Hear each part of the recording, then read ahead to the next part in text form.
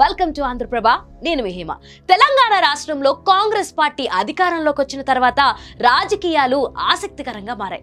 అధికార కాంగ్రెస్ పదే పదే బీఆర్ఎస్ పార్టీని టార్గెట్ చేస్తుంది. తెలంగాణ మాజీ సీఎం కేసీఆర్ కు చిరాకు కలిగిస్తుంది. ఇక బీఆర్ఎస్ పార్టీ విషయంలో ఎప్పటికప్పుడు ఇబ్బంది పెట్టే నిర్ణయాలు తీసుకుంటున్న రేవంత్ రెడ్డి సర్కారు తాజాగా తీసుకున్న నిర్ణయం గులాబీ నేతలకు తీవ్ర ఆగ్రహం తెప్పిస్తుంది. ఇంతకీ హస్తం పార్టీ తీసుకున్న ఆ నిర్ణయం ఏంటి? Let's watch the story.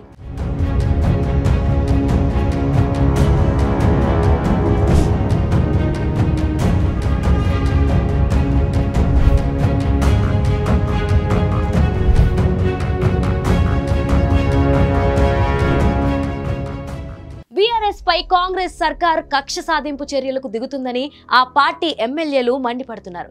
అసెంబ్లీలో ప్రతిపక్ష నేత కేసీఆర్ ఛాంబర్ ను కాంగ్రెస్ సర్కార్ మార్చేయడమే దీనికి నిదర్శనమని చెబుతున్నారు. ఏళ్ల తరబడి ప్రతిపక్ష నేతకు ఇస్తున్న కార్యాలయాన్ని కాకుండా చిన్న రూమ్ ను కేటాయించడంపై ఆగ్రహం వ్యక్తం చేస్తున్నారు. మొదట అసెంబ్లీ సమావేశాల్లో కేటాయించిన ఛాంబర్ ను రెండో సమావేశాలపై ఎందుకు మార్చారని ప్రశ్నిస్తున్నారు. ఇన్నర్ లాబీలో ఉన్న ప్రతిపక్ష నేత కార్యాలయాన్ని ఇప్పుడు ఔటర్ లాబీలోని చిన్న గదిలోకి మార్చడంపై నిరసన తెలుపుతున్నారు.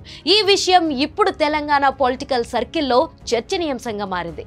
ఉద్దేశపూర్వకంగానే కేసీఆర్ ఛాంబర్ ను మార్చారంటూ అసెంబ్లీ లాబీలో చర్చ జరుగుతుంది. ప్రస్తుతం తెలంగాణ అసెంబ్లీ సమావేశాలు మొదలయ్యాయి. అసెంబ్లీలో తాజాగా బీఆర్ఎస్ లెజిస్లేటివ్ పార్టీకి గదులు కేటాయింపు జరుగుతుంది. ఓటర్ లోబీలో 1, 2 నెంబర్ గదులను బీఆర్ఎస్ ఎల్పీలకి అసెంబ్లీ సచివాలయం కేటాయించింది. అలాగే అటు బీజేపీకి రూమ్ నెంబర్ 3, ఎంఐఎం పార్టీకి రూమ్ నెంబర్ 4లను అలౌట్ చేసింది. అయితే గతంలో ప్రతిపక్ష నేతలుగా ఉన్న జానారెడ్డి, బట్టి విక్రమార్కులకు కేటాయించిన ఛాంబర్ ను బీఆర్ఎస్ కు ప్రస్తుతం కేటాయించట్లేదు.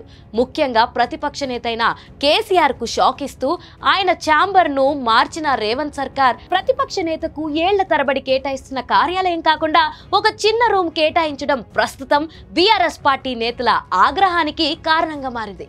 ఇది రేవంత్ ప్రభుత్వ కక్షపూరిత చర్యగా కేసీఆర్ ను అవమానించాలనే ఆలోచనగా చెప్తున్నారు బీఆర్ఎస్ పార్టీ ఎమ్మెల్యేలు. 39 మంది ఎమ్మెల్యేలకు నేతృత్వం వహిస్తున్న ప్రతిపక్ష నేత కార్యాలయాన్ని ఇన్నర్ లాబీ నుంచి ఔటర్ లాబీకి మార్చడంపై గులాబీ పార్టీ ఎమ్మెల్యేల్లో చర్చకు దారితీసింది. మరి రేవంత్ సర్కార్ తన నిర్ణయాన్ని మార్చుకుంటుందా లేక నో చేంజ్ అంటూ ముందుకు సాగుతుందా అన్నది ఆసక్తికరంగా మారింది.